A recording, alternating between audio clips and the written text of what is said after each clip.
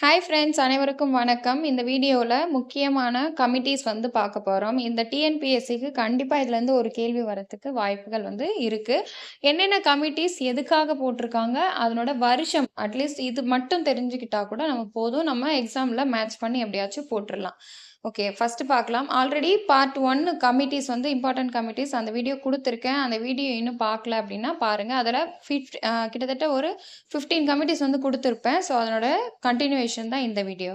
வாங்க வீடியோக்குள்ள போலாம். ஃபர்ஸ்ட் வந்து தார் கமிஷன், அதாவது தார் ஆணையம் அப்படின்னு சொல்லிட்டு படிச்சிருப்போம். அது வந்து எத்தனை பேர் கொண்டது குழு அப்படின்னா 3 பேர்.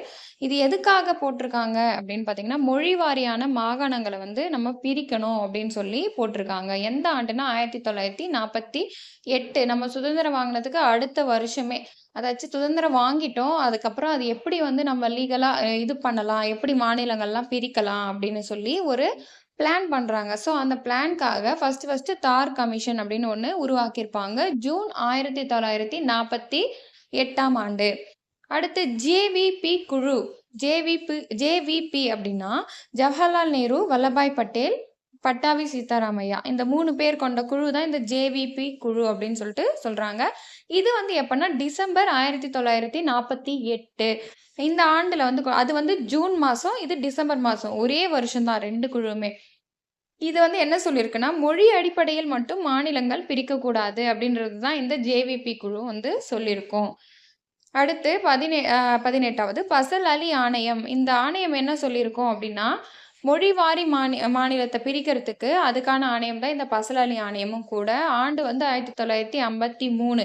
3மே இந்த 3 ஆணையமுமே இந்த மொழி வாரியான மாநிலங்கள பிரிக்கிறதுக்கான ஒரு போடப்பட்ட ஒரு ஆணையங்கள் தான்.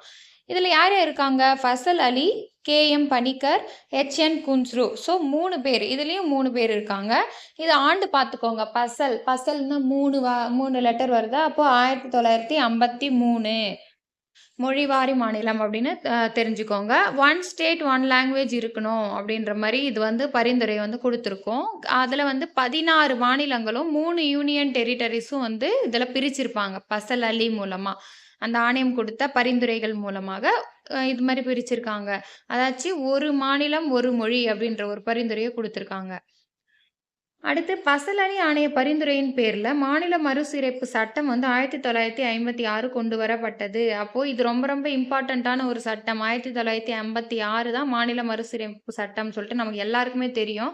இது எந்த ஆணைய பரிந்துரையின் கீழ் இது கொண்டு வரப்பட்டது இந்த சட்டம் அப்படின்னா, பசல் அலி ஆணையம். பசல் அலி ஆணையம் எந்த ஆண்டு உருவாக்கப்பட்டது? 1953.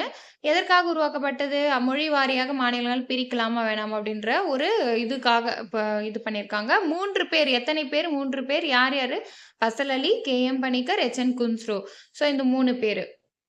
7வது அரசியலமைப்பு சட்ட திருத்தத்தின்படி 1956ஆம் ஆண்டு 14 மாநிலங்களும் 6 யூனியன் டெரிட்டரீஸும் பிரிச்சுட்டாங்க அப்படின்றாங்க. அதாச்சு இது வந்து பார்த்தீங்கன்னா, 1956 சட்டம் வந்து வந்துருச்சு. பசல் அலி ஆணையம் மூலமா.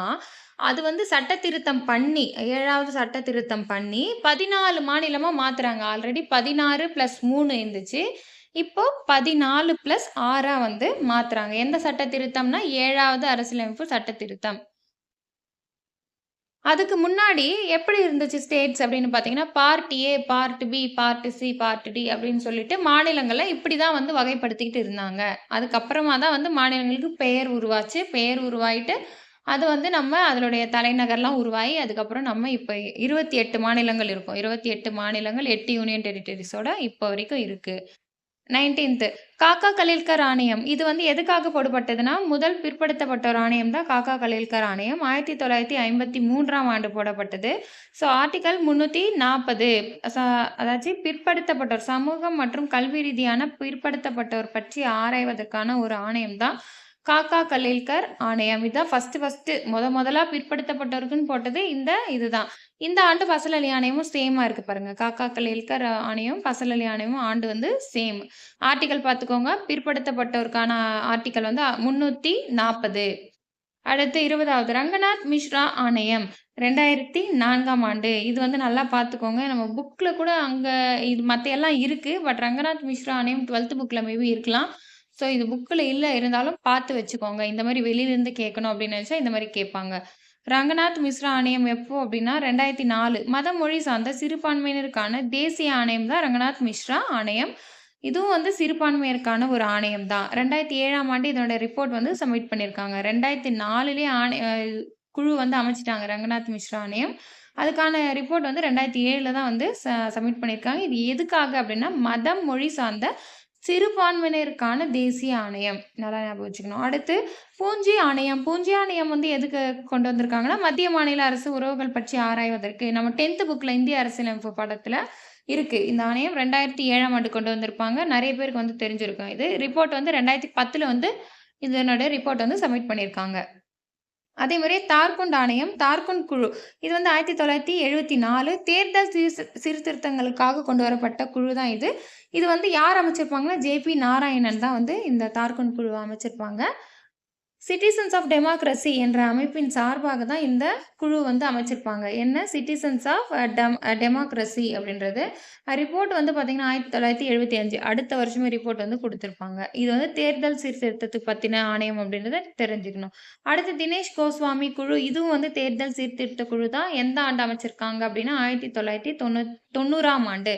அப்படியே ரவுண்டா வந்து பாத்துக்கிங்களா, 1990ஆம் ஆண்டு அமைச்சிருக்காங்க. தினேஷ் கோஸ்வாமி குழு. ஸோ இன்னும் வந்து இதுக்கப்புறம் இதுக்கப்புறம் கமிட்டீஸ்லாம் நம்ம அடுத்தடுத்த வீடியோல பார்க்கலாம். அண்ட் கரண்ட் அஃபேர்ஸும் நம்ம வந்து வீடியோ குடுத்துட்டு இருக்கோம். டெய்லியும் குடுத்துட்டு இருக்கோம். அண்ட் வீக்லி கரண்ட் அஃபேர்ஸ் குடுத்துட்டு இருக்கோம். ஸோ டெய்லி ஃபாலோ பண்றவங்க ஃபாலோ பண்ணிக்கலாம். வீக்லி படிக்கிறீங்க அப்படின்னாலும் வீக்லி வந்து பிளேலிஸ்ட்ல வந்து இருக்கு. ஓகே. Thank you.